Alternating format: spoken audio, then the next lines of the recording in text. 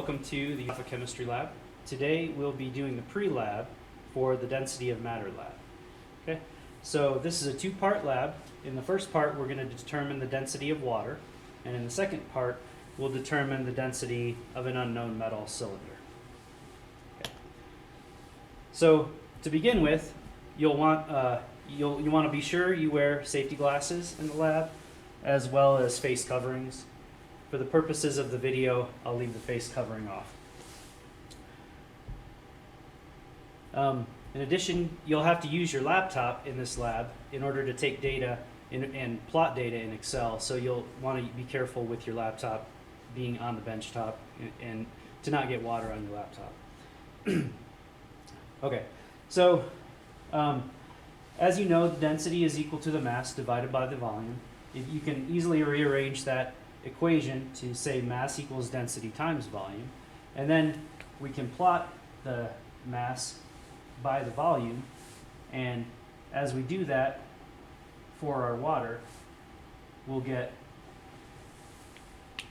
data like this, which we can plot on a straight line, and as you can see, that straight line with the equation y equals mx plus b, the slope of that line is equivalent to your density.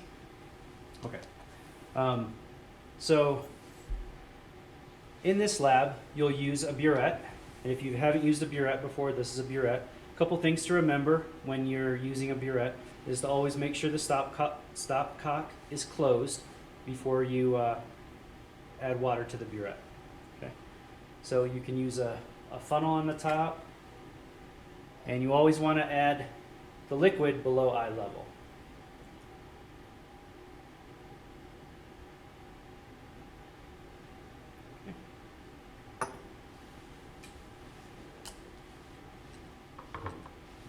So there's our burette, ready to go.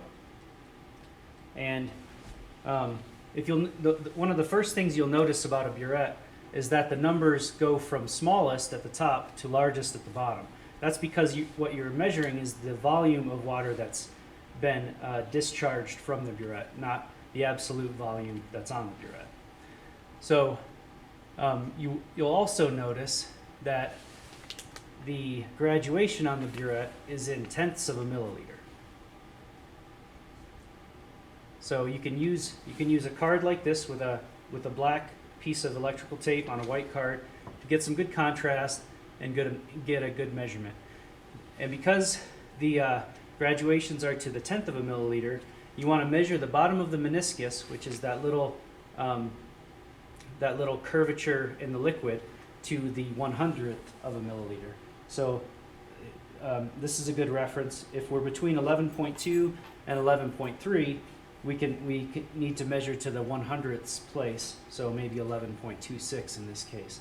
And you can report that as volume equals 11.26 plus or minus 0.05 milliliters, which is the tolerance of the burette. Okay, so in the first part of the lab, you'll use the burette to discharge subsequent volumes of water into a beaker, measuring the mass of the beaker in between discharges from the burette. So you'll have the mass of the water and the volume of the water, so you'll be able to plot those two values against each other and determine the slope, which is the density. In the second part of the lab, you'll use a graduated cylinder instead of a burette to measure volume. So we'll add a little bit of water to our graduated cylinder.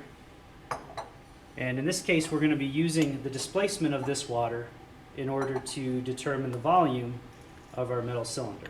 So first you'll want to mass the metal cylinder, and then you'll want to insert it into the graduated cylinder to find out the volume of water displaced. To do that, be very careful. Don't just drop it in, because you could crack the glass, and you can splash the water out, which will mess your measurement up. So what you want to do is put it on a pretty hard angle and just slide it in gently to avoid splashing, like so. And you'll notice the graduated cylinder is only graduated to the milliliters. So in this case, instead of measuring to the hundredths place like on the burette, you'll just measure estimate to the tenths of a milliliter place for the graduated cylinder. Okay. For cleanup on this lab, obviously this is just water. You just dump it down the drain. You'll want to wash all of your glassware with this glass soap and rinse it off real well with water. And then in addition, your instructor, once you're all done, call your instructor over and he'll take this this bleach solution, spray down your bench top, and then you can take a paper towel and wipe your area down so it's clean for the next group to come into lab.